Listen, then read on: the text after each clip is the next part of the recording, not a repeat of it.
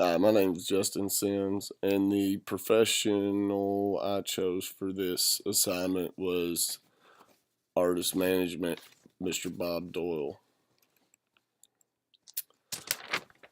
Within this keynote, I'll be addressing where Mr. Doyle is from, other professions he's held, uh, who he's worked with, how he's got to know him, what type of management style does he have, and what some of his decisions are, and what I learned and how I can use what I learned from Mr. Doyle.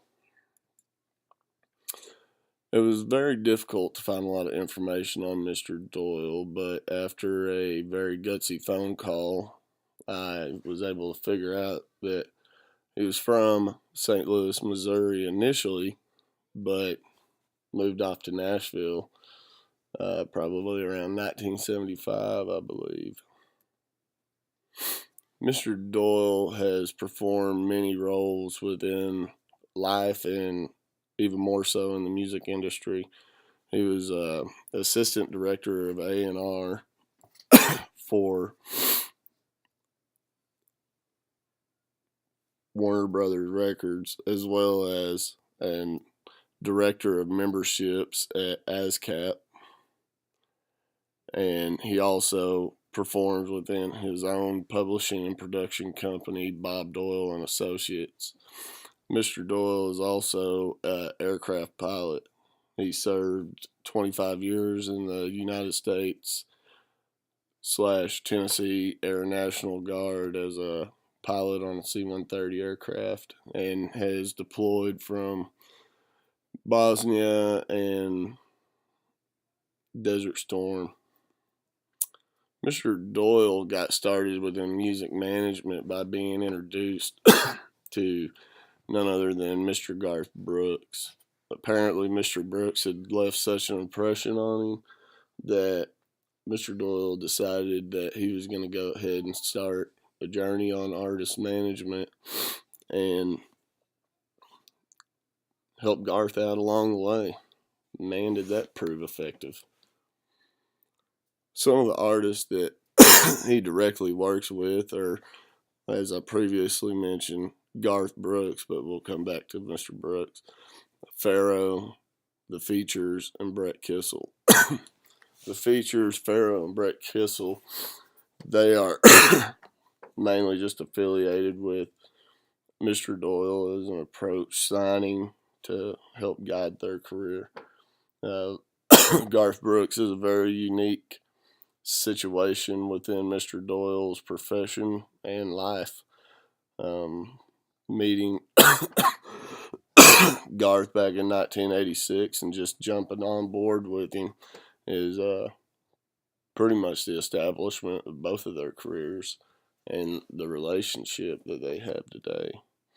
Other affiliated artists that Mr. Doyle has worked with, and this is just to name a few because the list is very long and very distinguishable, but relations with these artists via songwriting and actually publishing and producing their works with country acts such as Florida Georgia Line, Thomas Rhett, Dustin Lynch, Kenny Chesney, the band Perry.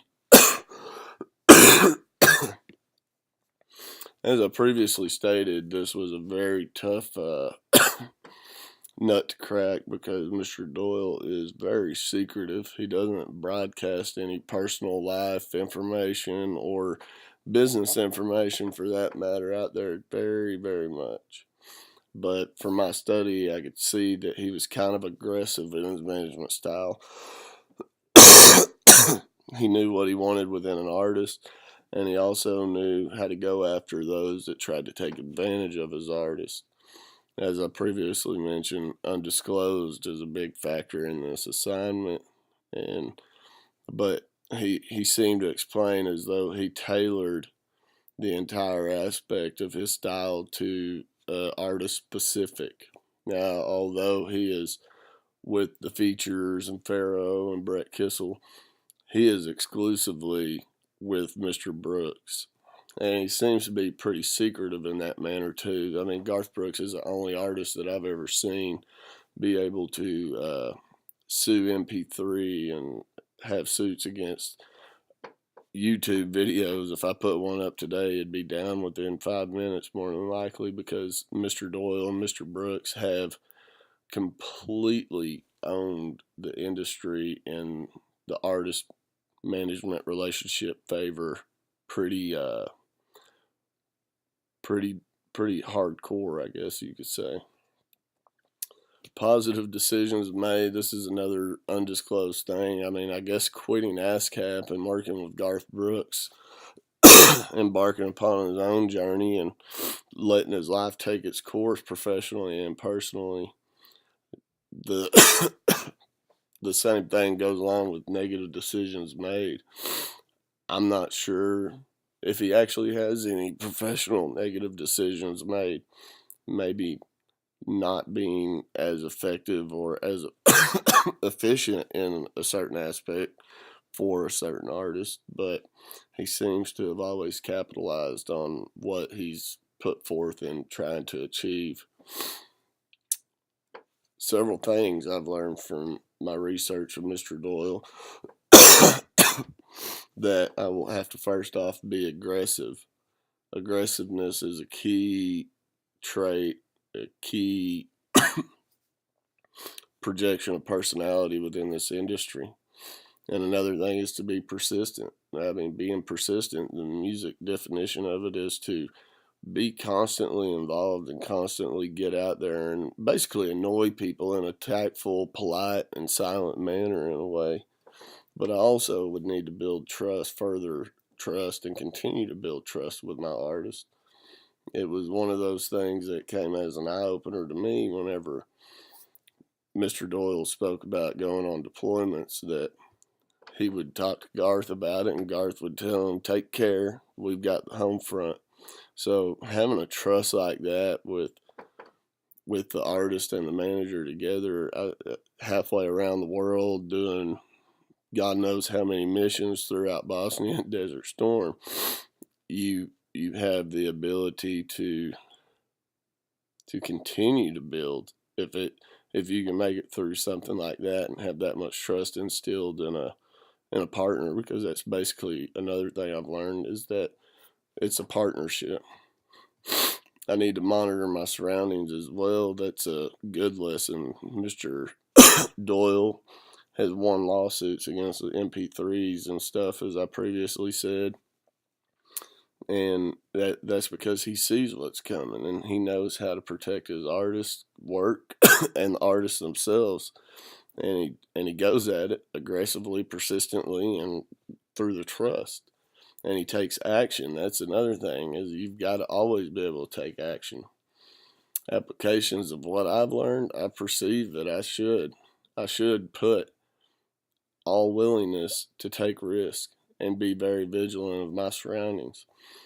With Suede Panther, who I actually do manage and perform booking for, is I need to watch our current target audience and try to figure out how to grow it within those demographics, but also I need to be very vigilant in openings to new demographics, a new target audience, and I don't need to hesitate, that I need to jump on it and actually get in there for my artists and to expand their visibility and gain these new fan bases. Being scared is basically admitting to failure before it even has a possibility to happen. And I need to put this band on that course and stay on the course until we actually obtain what we're trying to get, what we're trying to reach. As I previously stated in opening, I actually had to call Mr. Doyle. There's very rare information, very few information on him, and I think that's kind of an attribute to his success. Our conversation started out as, I'm a student at Full Sail University doing an assignment on you, to our comparisons of being in the military together and being shocked that he was a 25-year retiree in the Tennessee Air National Guard and was activated several times as an instructor pilot and deploying. But he began his service in 1975. He retired in 2000. He met Garth Brooks in 1986.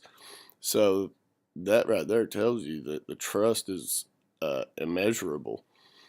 But one common ground we stood on, one was that I was a C-130 engine mechanic for 10 years, and he was a C-130 pilot for 25, so it was automatically hitting something off.